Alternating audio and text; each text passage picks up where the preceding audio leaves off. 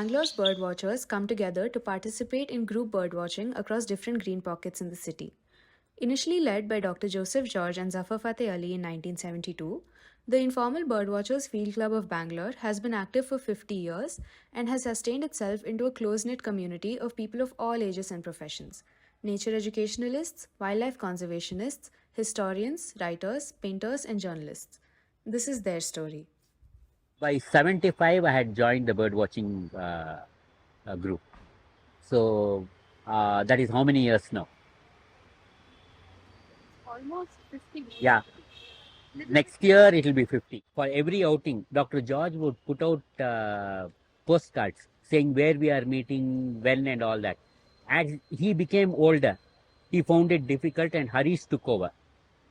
So we were always thinking of what to do, because it was quite a serious, heavy amount of work. And it so happened that when I started working at IISc, I got an email account.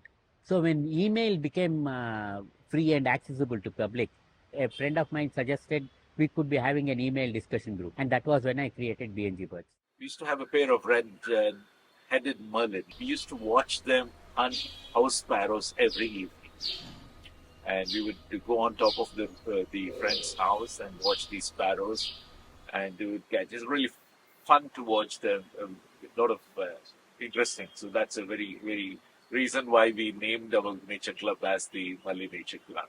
We were a group of fellow college students who were keen on outdoors and going out for nature camps. Most of it is voluntary here. Nobody charges any amount. I think it's the weather which attracts birds and the number of trees that we have. In terms of birds itself, Bangalore is ideally placed. You have a mix of habitat. I don't think there are any equivalents of the birdwatching community in Bangalore, because the Bangalore birdwatching group, BNG Birds as we call it, has been one of the longest going group activities that is happening, at least in India, group birdwatching activities in India. And the nice thing about it is it's very open. You don't really need to be a member, you don't need to be a subscriber of something, or you don't need to be an expert. We have a very good base of knowledgeable birdwatchers who are willing to share their knowledge. It's a close-knit community, and we have a lot of resources here. This is common knowledge amongst senior birders. The favorite spot should be the spot that you frequent, because you think your balcony has nothing, but actually it does. Wherever you are is the best spot. Discover that. I've seen the cowcul, koels, and bulbuls, a lot of birds. And when we have many of the fruiting and flowering ones, you'll find a lot of insect-eating birds like the cineristids also coming and taking practice.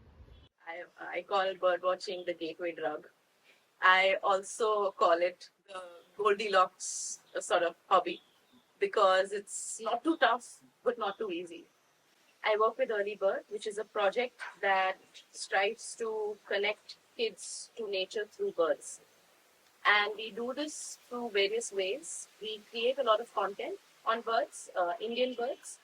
We create posters, pocket guides, flashcards, games, activities, etc.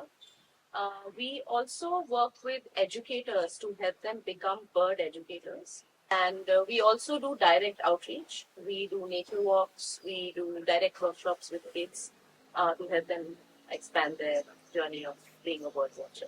There's a huge disconnect between what's around us and what we know. That it creates this idea that wildlife exists somewhere far away. So that disconnect will never lead to ownership. And it's ownership that leads to conflict.